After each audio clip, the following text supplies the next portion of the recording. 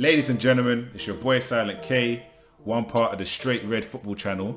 We appreciate all the love and support you've been showing us so far.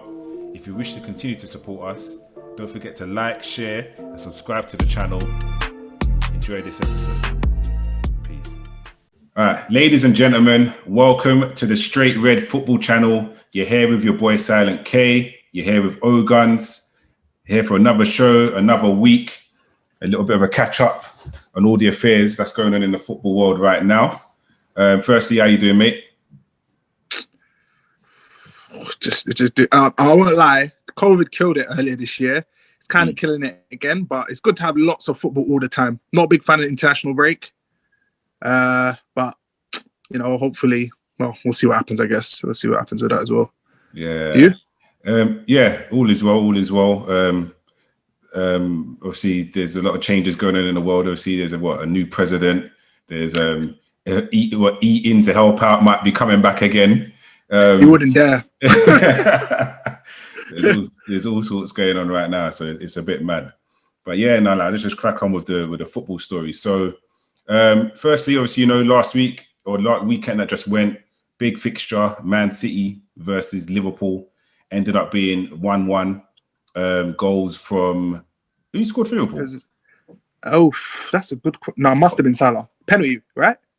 Yeah, he's got a penalty. Kamane. Yeah, it was Salah. Penalty. Kamane. Yeah. Obviously, Jesus with the Cruyff turn and finish, and then obviously he didn't mean that. All right, that's another discussion. But he scored. So and he didn't need to finish it. He didn't need to finish it. So props. Yeah, boy, man, people are trying to compare it to Bergkamp flicking that. Well, that's another conversation, you know. He is not Bergkamp. He is not Bergkamp. You know what? Yeah, like I've seen loads of debates online in it that apparently when he joined Jesus, he was meant to be this street baller. Yeah, you know them Carlos Tevez guys, like you know the street ballers who got a bit of tricks and Sanchez and them, man. They just, I don't see that in Jesus. He's not that guy, bro, in any way, shape, or form. I don't see that at all. Nah. Trust me. Whoever said that to them lied. Yeah, trust me on that one. But yeah, so I know obviously KDB as well. He missed the penalty as well. So overall, what's your thoughts on that game? And how do you think it was? Do you think it was a good spectacle? The quality of football? What do you think of it? I thought the quality of football was good. I think it died off the second half. I thought that the first half was really intense in general. And I think Liverpool was applying most of the pressure. So, and I know Liverpool's got their guy going press or whatever they call it, but you can't maintain that for 90 minutes in such a high level game. I did think that it brought to the forefront some of the problems that both teams are having. I feel with Liverpool, and as you saw, like from the goal they conceded, if their press is great, but if they don't get into position properly, the defense can be exposed, and that was kind of shown for the goal. While with Man City, without Aguero and without David Silva, it kind of all falls on De Bruyne to some extent. And if he doesn't have a good game, you kind of worry for Man City. Like I think defensively they're probably a bit better, but there was a few periods where Liverpool had some good chances to score, and on top of that, you think up front, Jesus did well to score, but he kind of made it for himself to some degree, and it wasn't like they were opening Man City up. I mean, they were opening Liverpool up to score the goals. Obviously, they missed the penalty. That is what it is. But yeah, I don't know, man. Man City just don't seem very. I felt before there was maybe a team to maybe be feared to some, because you knew they could hit you hard with the goals. Like they had the Sanes, the Mahrez, the this, the that. I don't know. Maybe it was because Pep decided to play Fernan Torres, and he decided to maybe change it up a bit instead of playing Mahrez. Is probably a bit more attacking, I would have thought, and maybe a bit quicker. I don't know. Fernan Torres, he didn't do much for me, to be honest. So you know what? For me, just listening to some of the points you're saying as well, and sort of my observation of the game, it was quite interesting the way both teams approached the game. So if you check Guardiola, he had both Rodri and Gundogan playing in front of. He was basically playing 4-2-3-1. So yeah, but he had Rodri and Gundogan, and then but then on the flip side of that, Liverpool did something that they ain't done in ages, where they played Firmino number 10. All out attack. So it was quite interesting to see the way both teams set up in terms of their formations. Like City, and I referenced something about this in a previous podcast. City, for me, usually Pep is quite what's the word, stubborn in the style of play. So he sticks to his game plan. We're going to pop it about and create chances or whatever. And some teams realize if they sit back and they just play long ball or something, or play a quick through ball, they can hit them on the break. What I noticed in the last couple of weeks anyway, they seem to be a bit more defensive. So what you just said about no longer having Kevin De Bruyne, usually they would have had just that one holding midfielder, Fernandinho. Then they would have had, not Kevin De Bruyne, David Silva, sorry. Then they would have had Kevin De Bruyne and David Silva, sort of as that roaming tens, isn't it? Now, it just seems like they're playing the two holding midfielders and the 110. And this is kind of having an impact. It's improving them defensively, but it's having an impact on them offensively, clearly. Yeah, just Mark De Bruyne. Yeah. Basically. Haven't they scored? I heard something about they've scored, what, one goal? Was it one goal in their last? Have they scored more than one goal this season? They must have. They beat, West Ham was a draw. They beat someone, Sheffield was 1-0, I think. They beat someone, Wolves was 3-1 the first game. Okay. And they beat someone 3-0. It might have been Burnley. They beat someone 3-0 as well. The last few games, they've only scored one goal. And I think it's like been the last 3 games. Yeah, because that would include West Ham and Sheffield, yeah. So the stat I saw was along the lines of, that's the first time they've only scored one goal, not scored more than one goal in something like 4 or 5 seasons, something like that. I'll actually look for that stat properly. I remember those. There's definitely a shift in the mindset of Guardiola, no doubt about it. I reckon there's 2 things. Like, I remember there was this period where Man United was getting annoying and they were winning 1-0. Like they won 1-0 like 8, something dumb like 9, 10 games in a row. I think it might have been like the 3rd season. So Chelsea 04, 05, 05, 6, 5, 6, 7, 8, 9. It might have been 8, 9, I think. 8, 9. Man United won like 8 games. I think it's a combination of things. I think one, it is the silver leaving, but I also think it's a case of I don't understand Rodri as a footballer. I think when Fernandinho used to play that role, I think Fernandinho was okay. Look, when I think of holding players, I think you either need to be really technically gifted, like a Busquets, keep the ball, keep it moving. You know, Busquets isn't the strongest, but he can spot the danger and he keeps the play moving for Barca. Well, he did before. Obviously, now he's on a bit of a downturn in his career. Fernandinho, not only could he pass, not only could he shoot, but he was fierce and he could spot the danger. Now, I don't get Rodri. Like, I know he's tall, but physically, I don't think he's that. I don't think he's that strong physically. He doesn't win all his aerial battles. His pass is not great. Like, I don't get what he really adds, and I think because he doesn't. Maybe people could say he's still adjusting, but because he doesn't do his job to the same level Fernandinho did, I think that's also affected Pep's mindset and what he has to actually do with that team. So you know what, like, and this is actually an interesting. This is going to turn into quite an interesting conversation, isn't it? So, like, you see that role, that defensive midfielder role, yeah, it's so important to your team in terms of the brand of football you want to play, isn't it?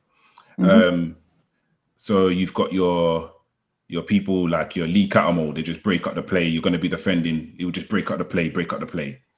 Then you've got your progressive ones, isn't it? Like you said, Sergio Busquets, and who Barca will have the ball the majority of the time. So that person right in front of the defense is very comfortable just distributing consistently. So where does Rodri fall in? Like, because City clearly are a team that's going to have possession ridiculous, like 75% of the game.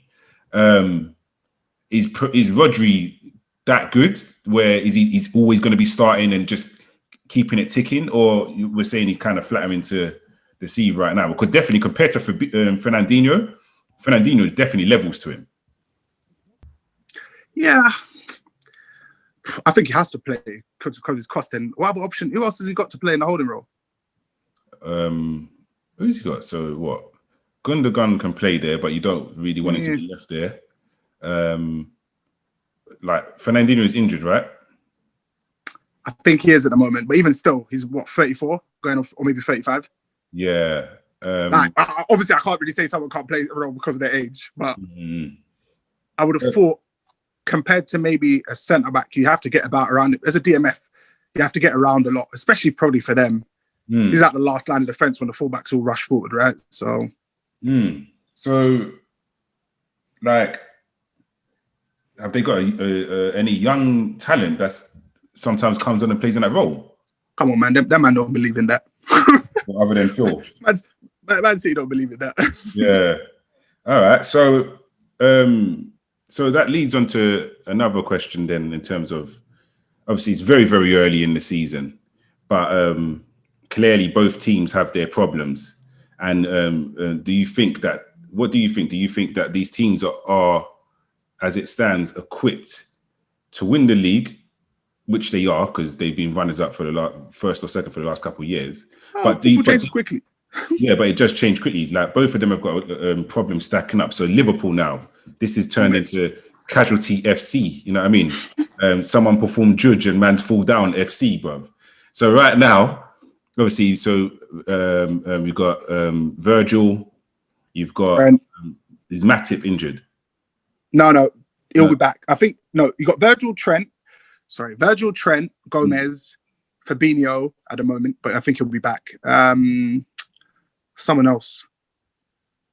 Where's Keita? I don't think Thiago. I think Thiago's injured actually. Yeah, there's someone else. But more so defensively, like the defensive injuries you mentioned are big injuries. Yeah.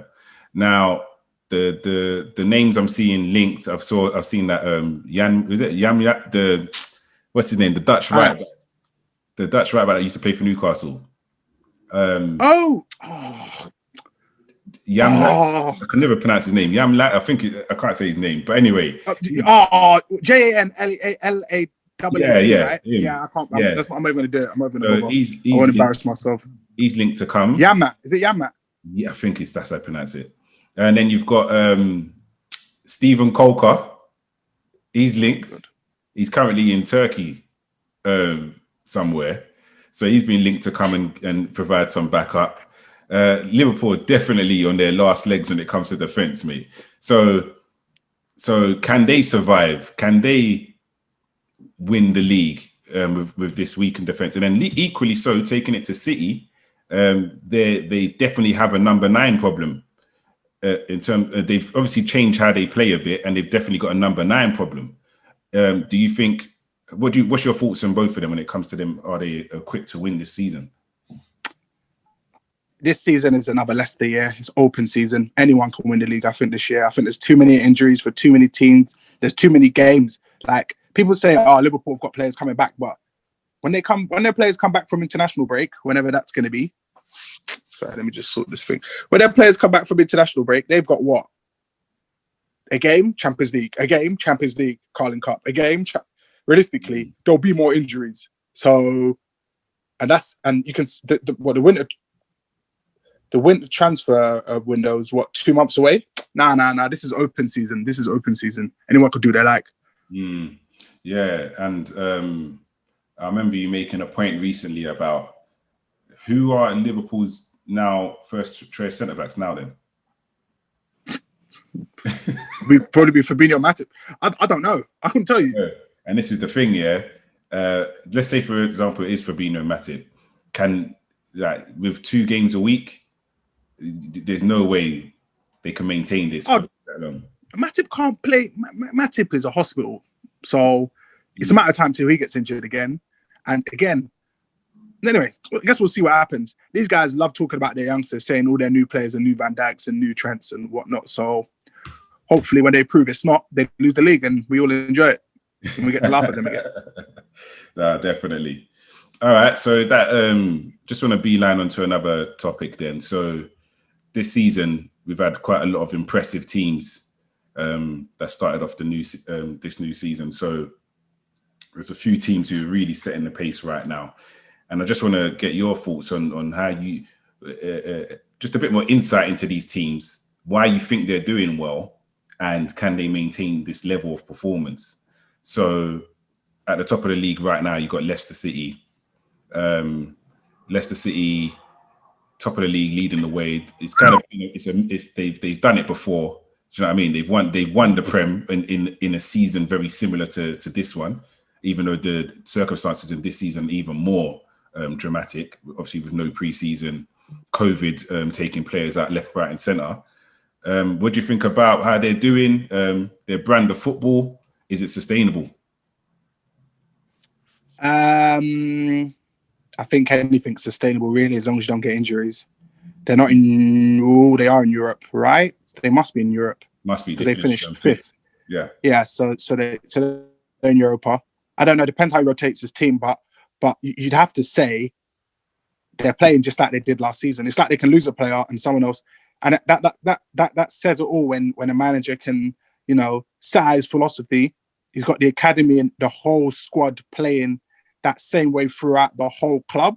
Like I feel there'll be some teams where if someone gets injured, the brand of football relies so much on that player that it can't be maintained. Well, Leicester just keep doing it. And this Vardy guy, what is he, 33, 34? He just won't stop scoring. Yeah. He's so annoying. It's just so annoying. When it comes to Leicester, like, to be honest, they've been doing well in terms of managing their injuries. Obviously, Sinistru, the centre-back, he's out for the whole season. But this guy, Fofana's come in, and he's doing bits right now. And also, their right-back, Pereira's been injured like the whole season. But the guy, the guy Justin's come in, and he's doing these bits. And also that guy, the Belgium guy, they signed Castagna or something like that. He can play right and left back. He's doing pretty well as well. So another team that's doing well early stages as well has been Spurs. You can comment on them. I don't really want to talk about them, to be honest. Yeah, well, Spurs. Obviously, Spurs have started off pretty well. They're doing their thing as well. Harry Kane and Son have obviously been the standout players. So for me, just been watching them, what I like about Spurs is that they're able to adjust to who they're playing, so they can go gung ho. They've got players to bring on and really go gung ho attack, and then in the same breath, because of how Mourinho is and how disciplined he can be, Spurs can set up a very defensive system, which would be quite hard to break down. Can they sustain it? Well, the year that Leicester won the league, it was Tottenham that tripped up on the final hurdle, wasn't it? So it's open season, like we're saying. Harry Kane, for me, this is his best form he's ever been. And that's another conversation about how good is Harry Kane really in comparison to the world's number 9s. Because I think that's a conversation we need to have. Like he might be. Yeah, that's a special segment. I think everyone needs to hop on that one. That's a special segment. But what do you think about so okay? One thing about Harry Kane though is every season he seems to pick up an injury and he's out for a long time every season. How well do you think Tottenham are equipped to handle him being injured this year? Because let's be realistic, it's a matter of time, right? Well, from my point of view, I think it's a matter of time because he always gets something. Well, it's pendant on. We haven't seen much of the striker they brought in, Vinicius. We haven't seen much of him yet. I know he's meant to be a bit of a goal scorer.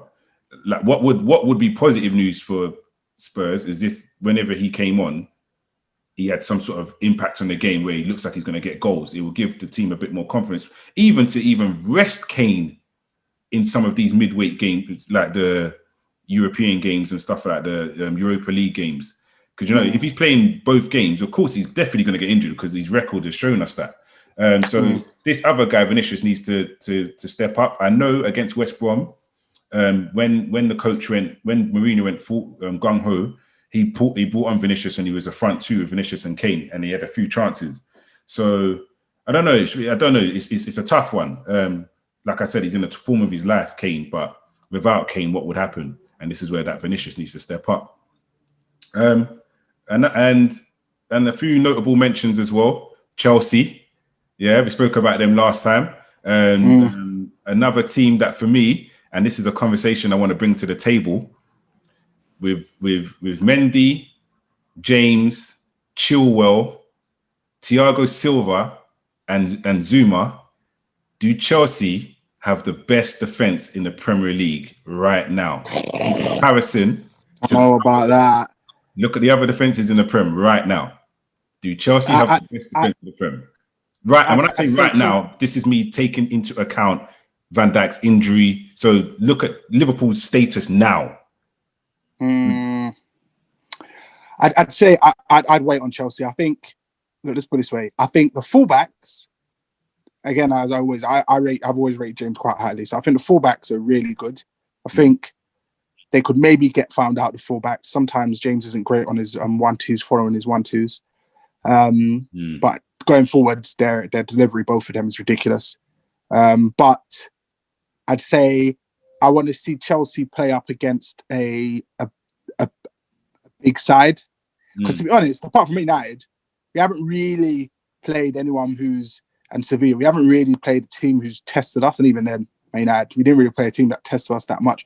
I'd like to see Chelsea under a bit more pressure, the defense under a bit more pressure. And to be honest, it might be a while before we have to do that, actually. So, but in the meantime, the confidence seems to be high because the keeper seems to be doing his job. Thiago seems to be telling people what to do. And because of that, it just looks a lot more fluid and fluent. So, but, I'm impressed with Thiago's impact, man. I said it last time. I'm really impressed with his impact and what he's doing. I'm not surprised. Yeah, like he's showing levels, man. And obviously, you know what the other thing is? He's a good footballer. It's not even, he's actually a good footballer. Like, his distribution is ridiculous. Yeah. And he's smart. Like sometimes when the ball's been played up to us, like some guys will just head it straight back. Nah. He'll stoop and he'll control it and bring it down so we can have the ball again and start again. Like it's those little simple things that keep the game flowing in our best interest. So, and for his age, he's still an athlete, bro. He's quick. He's quick. I keep telling people he's quicker than Christensen. Christensen's slow. Yeah, like he's still an athlete. But can he speak English? I don't think so. No, he's improving, but his English isn't great. And he's dominating like that. Yeah, but they don't need to speak English. They three of them speak French, right? Who's Zuma? Oh, the keeper. No. And the keeper, yeah. Yeah, you're right. And Aspilicueta speaks French as well, actually. Yeah, no. So if to answer my own question, I think on paper and what we've seen over the last 3 games, that's including your Champions League game, I think you've got the best defense in the Prem right now. Looking at the status of everybody right now, I think Chelsea have the best defense in the Prem. At me, I know some people are going to want to say something about that. You know what I mean? Drop a comment down below, just at me. But for me, I think they got the best defense in the Prem right now. Just looking at it. I'm just going to smile. The only team on paper that can compete is probably City, but I'm not sure about. Like, I don't like when I see Cancelo playing left back. And the idiot at right back. Yeah, you know what I mean. Statement. And then one more team that's obviously started off well and is popping teams and literally took Arsenal to the cleaners the other day with a show and tell. You know what I mean? Is Aston Villa. Now, Aston Villa, led by who I think right now is the best player in the Premier, man, like Jack Grealish. Yeah. Do you know what? Let's just talk about Jack Grealish, yeah? How good do you think Jack Grealish is? No, I think he's an amazing player, but the only reason I think he's being so... And this actually goes back to the City issue. I think he's affected because he's got Barkley with him. And because there's 2 of them, it causes carnage. Like I saw... Was it Holding that Barkley was just like making... Well, he didn't make it look silly. It was just jockeying with him. And they keep jockeying on the spot. Yeah. And then even... I think it was their first goal. Like... Their first goal, it goes from Grealish, I think, to Barkley, and then Barkley plays it back to Grealish, and then it gets played in. I think it's McGinn that scored. And I was a bit that how long they kept the ball and the confidence and the pace and the actual speed that they did everything and the precision. No, it was ridiculous. I'm not gonna lie. I'm not worried about playing Villa that much, but only because Ross Barkley can't play against us. If him and Grealish could both play against us, we'd be in trouble. God bless the Lord's system. They're a team. I mean, the coach has got them playing a good brand of football. Defensively, they're strong. Ollie Watkins as well. Watkins is he's finished, and that's the thing. And back to the Jack Grealish conversation. for me, like you got to remember who Jack Grealish has been playing with for the last couple of years. Like, yeah, he didn't have mans to finish for him. Yeah, if he sets them up, they're not going to finish, and he's still putting in numbers. Now Watkins is finishing, and Trezeguet's finishing, and their midfielders, McGinn. Remember, McGinn was out for like bare of last season. Now the numbers that Grealish putting in, and you know what as well, Grealish can dribble, bruv. Yeah, nah, he's a top baller, bruv. Like, there's not even. He's a baller, bro. Whether they can sustain this level remains to be seen, but definitely, man, I'm impressed with this team, man. And one more shout out about Villa, Konza, the centre back. Yeah, he's one of the best right now. Trust me, if he carries on like this, the end of the season, everyone's going to be queuing up for this guy easily. All right, so taking it on to our segment, ladies and gentlemen. I know you've been waiting for the last 7 days, and this is the straight red segment. I'm going to let you start off, Guns. Who's your straight red this week? No, I think I should give you the honors, to be honest. I think you should start. Okay. Because I know who you I think I know who you want to give your red to, and they deserve it more. The straight red is the former Everton, flew out to Germany to Leipzig, flew back to West London to flipping dink a penalty and nearly he's about to get his manager sacked. Lookman. What was he playing at, bro? What was he playing at? That it's the last minute. It's a pressure pen, and you go and try and chip it, but the way you chip it. Listen, the way I look at it, I think a lot of footballers should follow my rule. What would Ronaldo do? If Ronaldo wouldn't do that, and with all his plaudits and his prestige, you probably shouldn't be. And Ademola, look, look at me. You should not have done what you did. That was absolutely shocking. Listen, there's a couple. I'm not joking. That's the kind of thing that gets someone sold. Yeah, sold. Like, I'd be that angry, I'd sell him. Listen, Scott Parker should have no qualms not playing him again, because if Scott Parker's job's on the line, he needs to, though, because they're going to get relegated. Yeah, no, but I'm just talking about like on a personal thing for him. Like, yeah, no, I agree. This could get me sacked, and you decided to do that. I remember hearing these rumors about Steven Gerrard deliberately missing a pen for Roy Hodgson to get sacked. You know about that? That's another.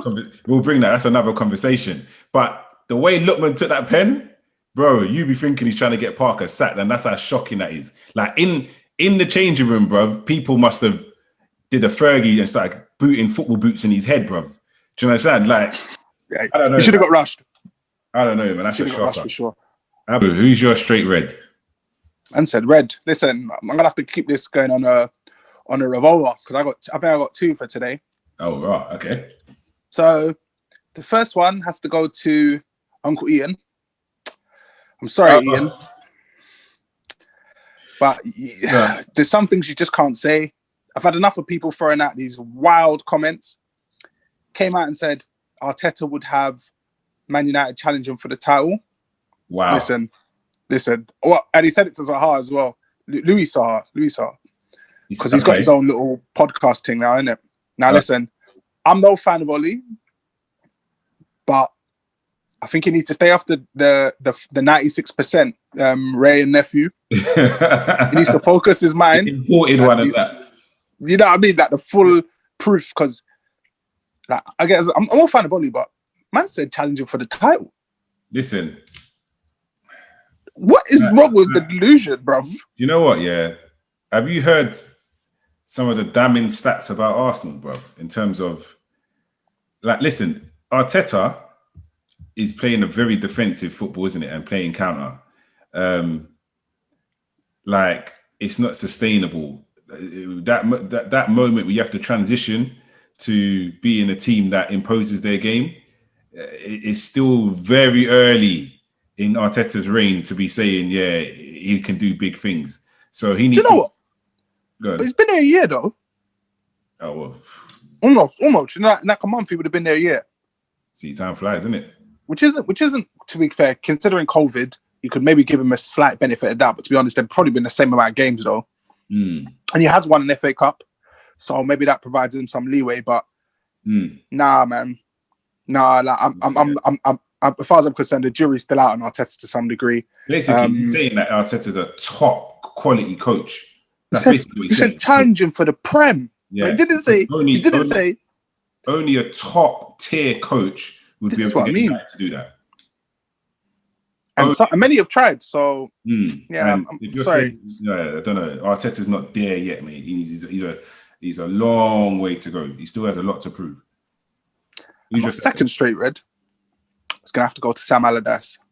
Now, so he was making some comments about Kevin De Bruyne, saying about how, because Kevin De Bruyne's game wasn't the best against Liverpool, but he was basically saying something like, "It's not world class." This basically just. It sounded like he was giving him, saying he doesn't perform in big games and slagging him off a bit and saying he hasn't performed against Liverpool, blah, blah, blah. I'm not going to lie. There's many big players that haven't performed against Liverpool over the past few years because Liverpool have been very good. Yeah, Liverpool have been very good. But to just use that as something to take down De Bruyne is stupid. Like, De Bruyne, like, there's a finesse about him. His passing, his shooting, his vision, his ability on the ball. Is he a clutch player? What do you mean? Clutch player is a player that in the dying minutes can win your team the game. For me, there's not many clutch players out there nowadays. You could probably say Mo Salah as a clutch player. Well, it's a bit difficult. The thing with him is because of where he plays, like he can score goals. We know that. Like he can lick the ball. Let's be real, and he can also set them up. I think it's a bit more difficult when you're not an out and out forward. It's a bit difficult to say, you know what I mean? It's a bit more difficult to give someone that title when you're a thing. But I just thought Sam Allardyce was way off the mark, to be honest. I'm a Chelsea fan. So, and I know the damage De Bruyne has done to us in previous games. He's damaged you lot. He's damaged Arsenal. Like, I think when they played Arsenal at the Emirates last year, he scored like 2 goals and the game was over in like 20 minutes. He absolutely destroyed them. So, and obviously, I'm not saying Arsenal the best team of all time, etc., because he brought up some fair points. He said in the Champions League sometimes Bruyne doesn't perform, but that's the whole Man City team. That's always been the Man City team. And I think it's a bit difficult sometimes when Pep wants to be doing silliness and maybe the strikers just don't want to score. Like, it means they just rely on him to do everything, and he's only one man. Maybe that is what people might say you rely on to say that you are the world class on the top level, but I don't know, man. I just felt it was very harsh, very unfair. And for someone who's taking bribes in the back of pubs and that, I think, Big Sam, you're going to have to take an L for that. Yeah. Big fat L. Yeah, it's a harsh statement, isn't it? It is a harsh statement, man. All right, then, ladies and gentlemen. So, you've been watching the Straight Red Football channel. You've been joined here by Silent K, O-Guns as well. Don't forget to like, comment, and subscribe to the channel as well. Tell a friend to tell a friend. Hope you've enjoyed it. Till next week. Take it easy. Ladies and gentlemen, it's your boy Silent K, one part of the Straight Red Football channel. Hope you enjoyed this episode. Please don't forget to like, share, and subscribe to the channel. I'll be seeing you guys again. Peace.